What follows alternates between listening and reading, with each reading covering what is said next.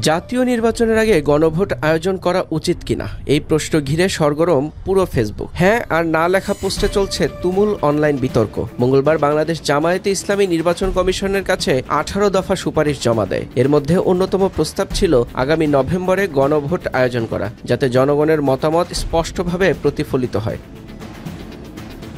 তবে এই প্রস্তাবের বিপক্ষে অবস্থান নিয়েছে বিএনপি ও এর সহযোগী সংগঠনগুলো। দেখা গেছে আওয়ামী লীগ সমর্থক বা আওয়ামী ক্যাম্পেইনের কিছু পেজ থেকে না লিখে প্রচারণা চলছে, তবে না বেশিরভাগ দেখা যাচ্ছে বিএনপি সমর্থিতদের মধ্যে। জীবন অবাক না করলে কে করবে? 28% মিল্ক ফ্যাটের অবাক করার সাথে ফ্রেশ মিল্ক পাউডার। জীবন অবাক করুক প্রতিদিন। ছাত্রদলের সাধারণ সম্পাদক নাসির উদ্দিন নাসির নিজের ব্যক্তিগত ফেসবুক অ্যাকাউন্টে কেবল এক শব্দ লিখেছেন, না। অন্যদিকে জুলাই গণঅভ্যুত্থানের সময় গঠিত সংগঠন বৈষম্য বিরোধী ছাত্র আন্দোলন গণভোটের পক্ষে অবস্থান নিয়েছে। তাদের ভেরিফাইড ফেসবুক পেজে দেওয়া হয়েছে এক শব্দের পোস্ট হ্যাঁ। আর এনসিপি সমর্থিত বেশ কিছু ফেসবুক থেকে জুলাই সনদের পক্ষে হ্যাঁ ভোটের সমর্থনে প্রচারণা দেখা যাচ্ছে। মূলত এরপর থেকেই সামাজিক যোগাযোগ মাধ্যমে দলগুলোর অনুসারীরা নিজেদের মতামত জানাতে শুরু করেছেন। কে হ্যাঁ কে না তা নিয়ে চলছে চরম বিতর্ক।